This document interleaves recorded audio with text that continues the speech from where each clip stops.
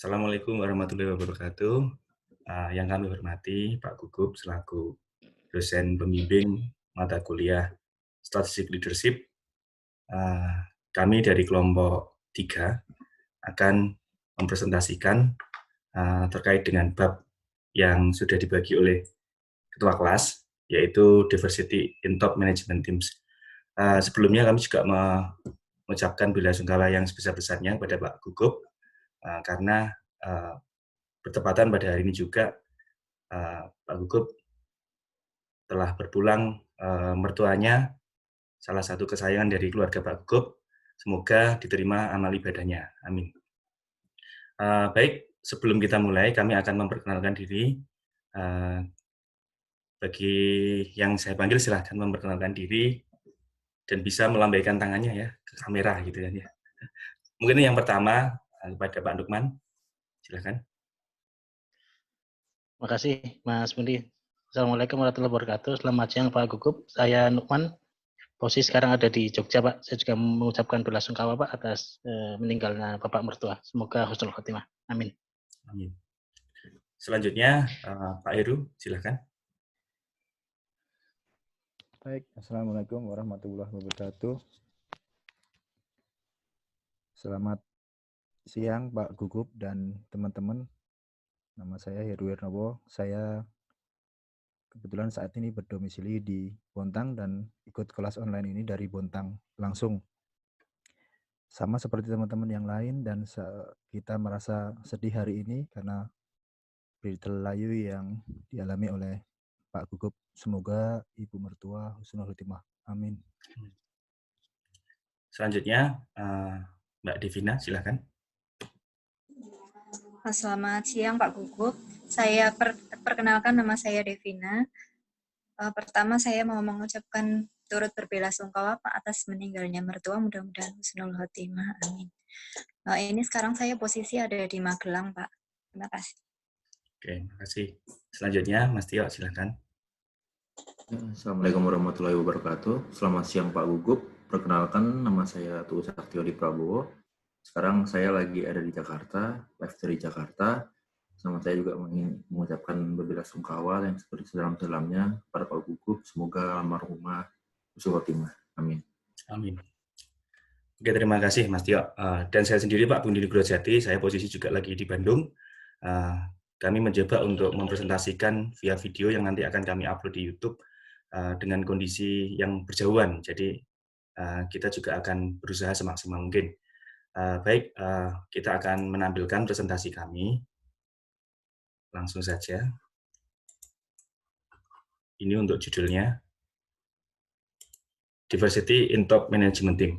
Untuk presentasi yang pertama akan dimulai oleh Bapak Heru. Waktu dan tempat dipersilakan Pak Heru.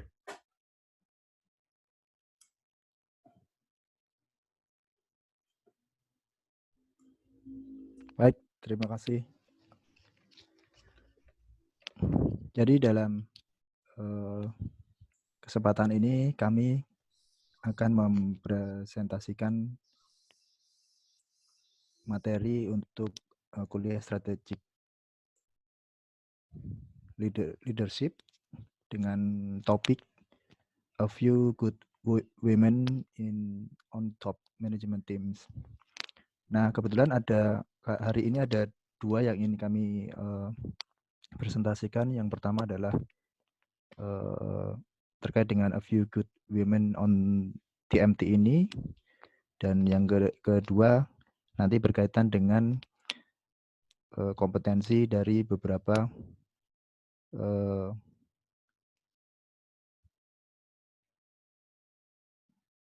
wanita-wanita yang ada di top management team. Yang pertama, A Few Good Women ini studi oleh Hema A. Krishnan dari Universitas of Xavier Cincinnati. Next slide. Jadi cakupan studi dari Krishnan ini adalah mengambil representasi dari perempuan-perempuan di TMT di beberapa organisasi dari 679 perusahaan yang ada di dalam daftar Fortune 1000. Studi ini dilakukan tahun 98. Dan kenapa dipilih tahun 98? Diyakini bahwa Krishnan meyakini di tahun 90-an akhir ini di mana terjadi perubahan yang signifikan terhadap dunia bisnis, yaitu dengan naiknya internet, kemudian era globalisasi, dan ini dipandang sebagai peluang ya bagi wanita untuk mengambil posisi penting di top management.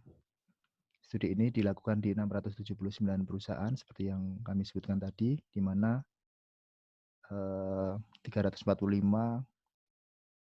perusahaan tidak memiliki wanita di TMT-nya, sedangkan di 334 perusahaan memiliki wanita di TMT mereka. Next slide.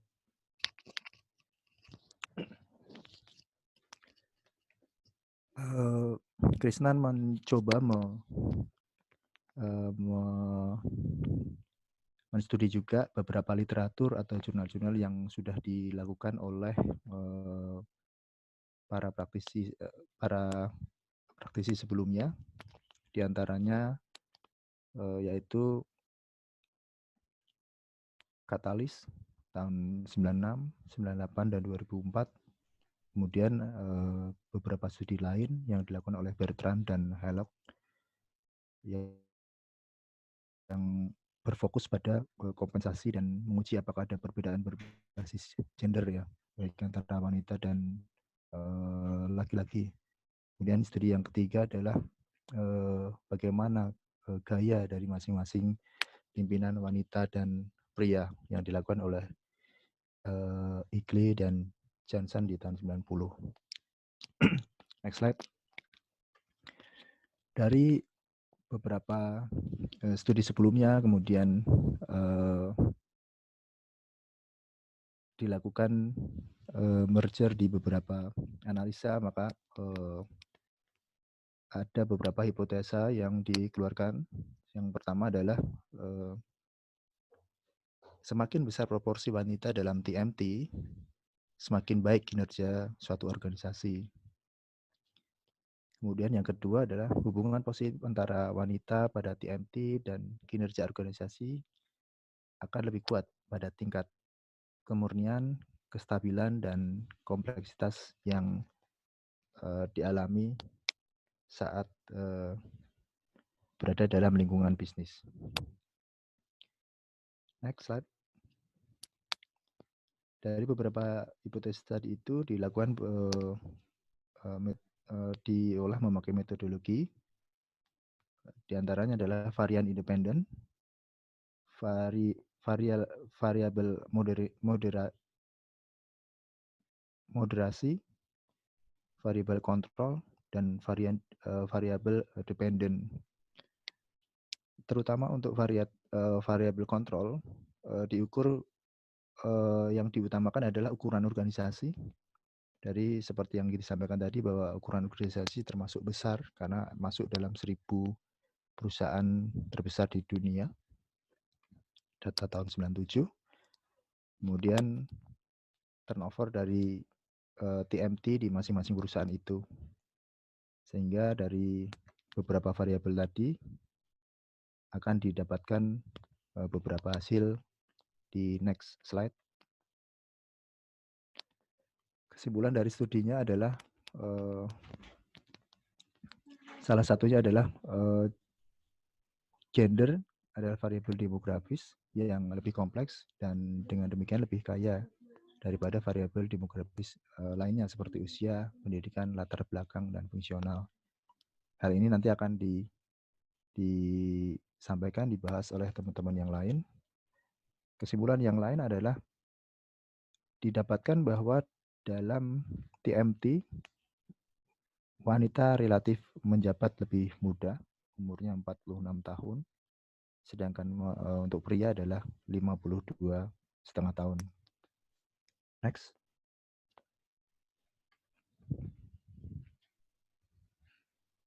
bahwa ada hubungan positif antara proporsi wanita pada TMT dan kinerja organisasi. Jadi di sini detailnya bahwa jika terdapat beberapa wanita dalam TMT, maka kinerja organisasi menjadi lebih lengkap dan lebih kuat.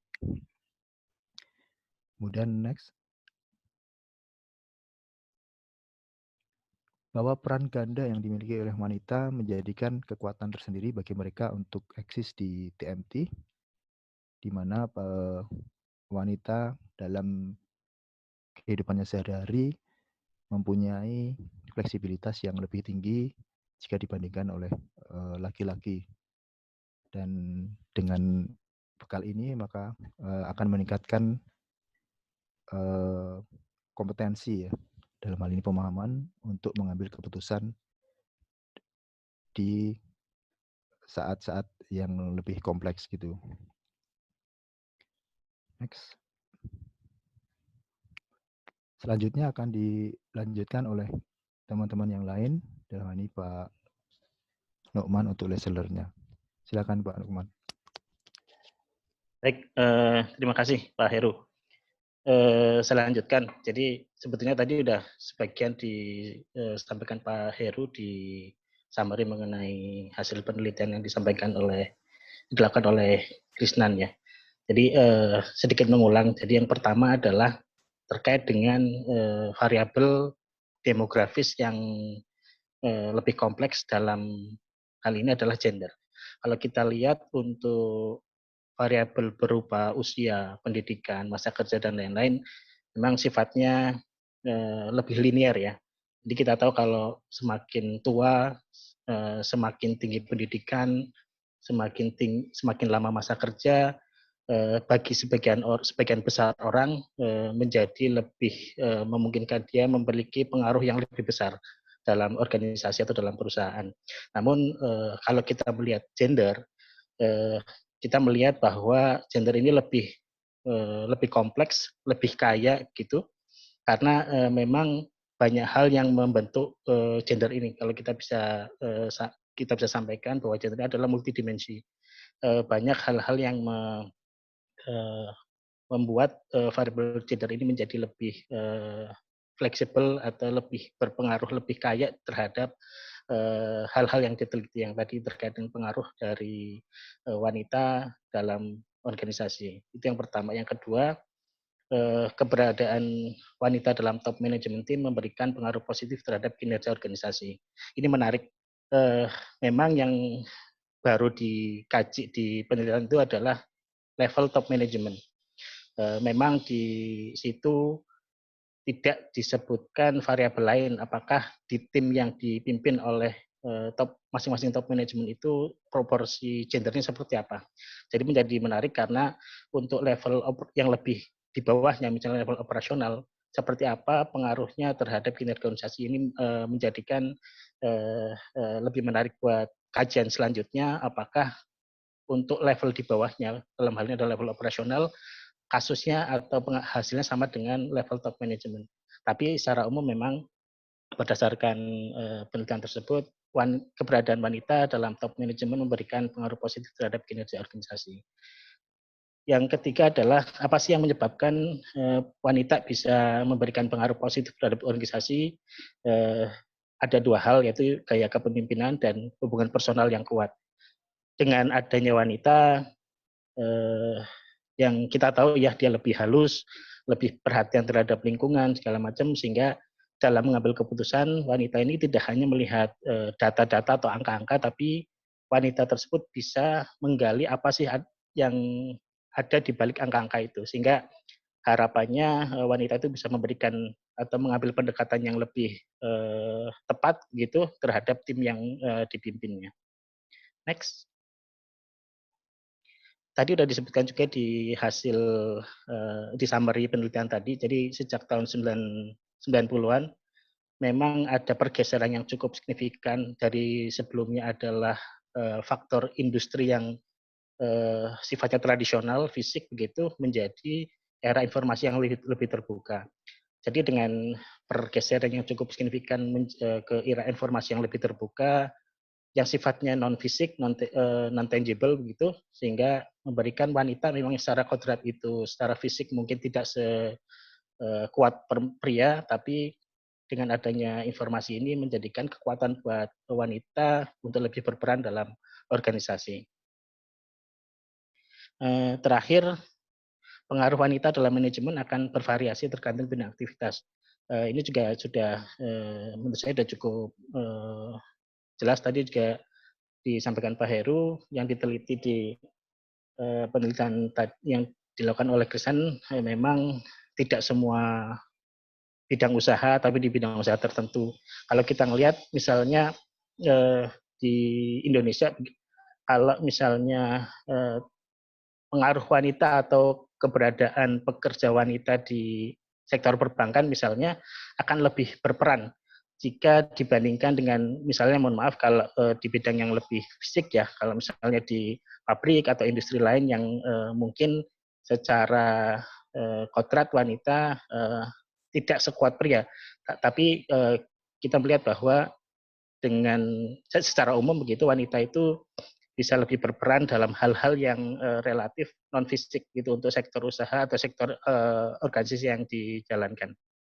Mungkin itu dari lesson yang diperoleh dari penelitian Krisnan. Dilanjutkan dengan hal berikutnya oleh Mas Tia. Moga Mas Tia.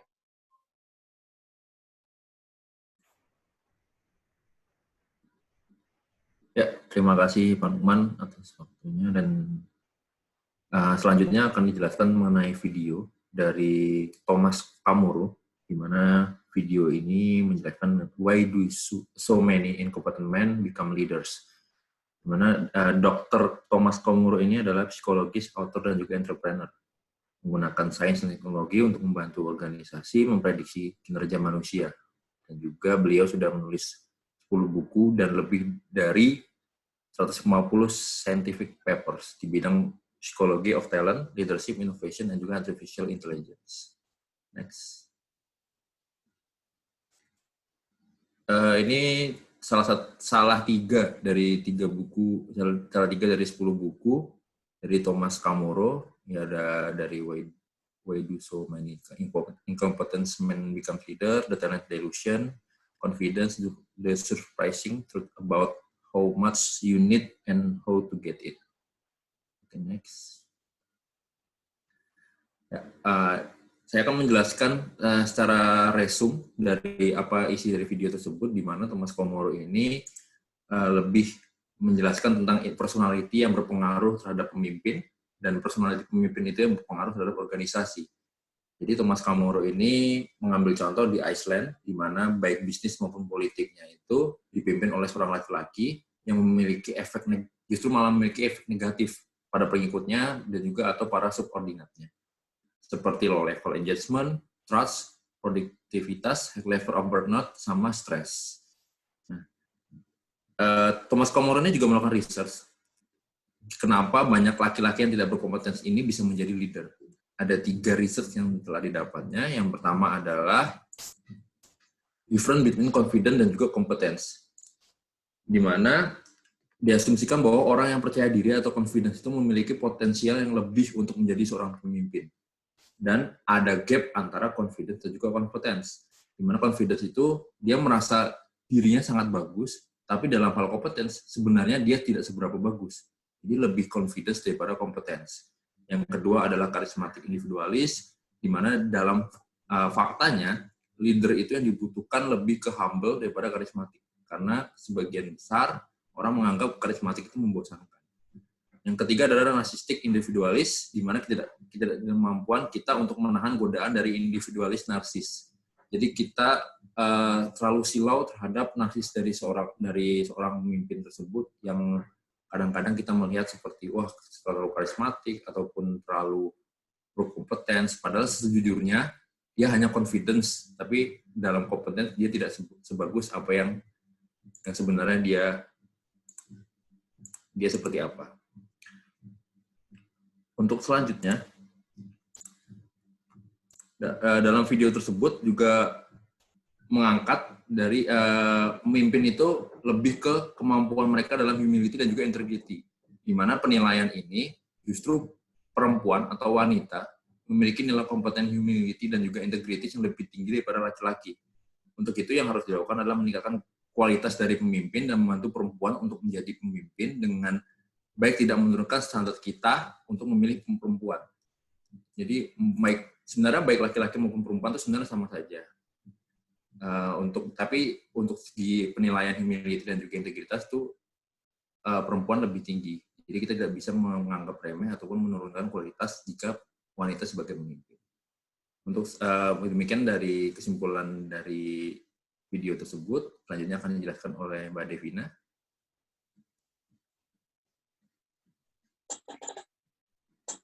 Oke, berikutnya akan saya lanjutkan. Jika kita ingin meningkatkan kemampuan dari seorang leader, maka kita harus meningkatkan dulu kemampuan kita dalam memilih dan menilai pemimpin, terutama ketika leader itu adalah seorang pria. Nah, Dr. Thomas ini menemukan bukti ilmiah bahwa wanita cenderung mengadopsi strategi kepemimpinan yang lebih efektif daripada pria, sehingga wanita cenderung lebih dihormati dan dibanggakan oleh stafnya. Pemimpin wanita cenderung mengkomunikasikan visi mereka secara efektif, dan dia cenderung untuk membimbing bawahan serta lebih memberdayakan, sehingga dia juga dapat memecahkan masalah secara lebih fleksibel dan kreatif. Sebaliknya, kalau pemimpin pria itu kecenderungannya adalah dia tidak memiliki kedekatan secara emosional dengan bawahan dan relatif kurang memberikan penghargaan terhadap prestasi kerja bawahannya. Next slide. Nah, jika kita ingin meningkatkan kualitas pemimpin kita dan ingin bisa lebih banyak wanita untuk dapat menjadi pemimpin, kita jangan menurunkan standar saat memilih pemimpin wanita dan kemudian memberikan harapan yang terlalu tinggi pada pemimpin pria. Memang perjalanan wanita untuk menduduki posisi kepemimpinan itu memiliki lebih banyak hambatan daripada pria. Tetapi terdapat masalah yang jauh lebih besar, yaitu kesempatan pria yang tidak kompeten untuk mencapai posisi karir sebagai pemimpin masih terbuka lebar, sehingga ini malah berpotensi untuk menyebabkan kerugian bagi lebih banyak orang. Untuk contoh penerapan selanjutnya akan dijelaskan oleh Mas Pundi. Baik, terima kasih Mbak Devina. Contoh penerapan mungkin bisa kita ambil contoh yang dari negara kita sendiri ya. Menurut Kanter itu ada empat karakteristik pemimpin-pemimpin wanita. Nah, di sini terlepas dari kondisi politik ya, politik. Jadi kita contohkan yang pertama, ada istilah the mother atau keibuan. Di sini saya ambil contoh yang bisa menjadi karakteristik seperti itu adalah Ibu Megawati. Karena kenapa? Beliau itu kita lihat sebagai pemimpin salah satu partai politik yang menguasai beberapa kali periode pemilu ya. Dan jelas di situ bisa kita katakan bahwa beliau adalah pemimpin wanita yang sukses. Bahkan beliau juga sempat menjadi presiden ya, presiden RI. Lalu yang selanjutnya yaitu the pet atau kesayangan. Jadi pemimpin wanita itu biasanya lebih disayangin oleh anak buahnya karena memang dia dinilai bahwa wanita itu perlu dilindungi dan juga memberikan sesuatu yang keibuan tadi juga disampaikan oleh Mbak Devina juga. Di sini kita contohkan di sini adalah Ibu Karen ya. Banyak kita diskusi terkait dengan Ibu Karen ini dengan rekan-rekan kami yang ada di Pertamina bahwa beliau adalah salah satu pemimpin atau direksi BUMN tersebut di Pertamina yang memiliki kesan yang sangat bagus sehingga bisa disebut sebagai direktur kesayangan rekan-rekan di Pertamina. Lalu yang ketiga adalah the sex object, jadi itu saya karena memang di kantor menyebutkan seperti itu karena wanita tentunya juga bisa dijadikan sebagai penyemangat juga anak-anak buahnya karena dengan tokoh wanita yang bisa kita bilang cantik dan juga menarik, tentunya akan membuat bawahannya akan lebih semangat untuk mengerjakan apa yang diperintahkan oleh atasannya tersebut. Dan yang terakhir, yaitu The Iron Maiden, itu wanita besi. Dia karakternya keras. Di sini kita ambil contoh, yaitu Ibu Risma. Ibu Risma kita lihat bagaimana dia bisa mengubah Surabaya ya, yang dulunya mungkin kurang rapi atau kurang bersih. Beliau bisa merubah dengan kondisi atau karakter yang Iron Maiden ini. Dan juga Bu Risma berhasil memangkas birokrasi, bahkan dia juga terjun ke lapangan sampai sempat memarahin salah satu kepala dinas kalau nggak salah ya, karena saking berbelitnya birokrasi akhirnya beliau pangkas. Nah, keempat contoh pemimpin wanita tersebut kami katakan bisa kita anggap sukses ya. Memang wanita itu banyak keterbatasan. Apakah dia secara internal, secara fisik juga tidak setangguh laki-laki, dan juga secara fisik juga dia ada sebagai ibu dan juga sebagai istri. Tetapi apapun itu, wanita perlu kita hargai ya, perlu kita hargai karena dari contoh-contoh keempat pemimpin ini bisa kita katakan berhasil. Meskipun ada beberapa yang mungkin juga menghadapi masalah-masalah, baik masalah secara keluarga atau mungkin juga masalah-masalah terkait hukum. Tetapi apapun itu bisa kita anggap mereka adalah pemimpin-pemimpin wanita yang berhasil. Oke, mungkin itu dari kelompok kami. Terima kasih Pak Gugup dan rekan-rekan eksekutif 32. Ini dapat salam, kalau katanya Mas Tio sih dari namanya Mbak Maria, saya nggak kenal juga. Atau mungkin Pak Heru sama Pak Lukman yang lebih tahu ya. Nah, bagi teman-teman nanti kalau mau berdiskusi atau mau tanya-tanya terkait dengan materi kami, nanti bisa dilanjut di grup yang ada Pak Gugupnya, di grup strategic leadership ya. Kita bisa diskusi di sana. Mungkin itu dari saya. Ada tambahan dari teman-teman? Kalau tidak, mari kita salam ke teman-teman. Sukses selalu teman-teman dan sehat selalu dimanapun berada. Terima kasih. Kita akhiri. Wassalamualaikum warahmatullahi wabarakatuh. Waalaikumsalam warahmatullahi wabarakatuh.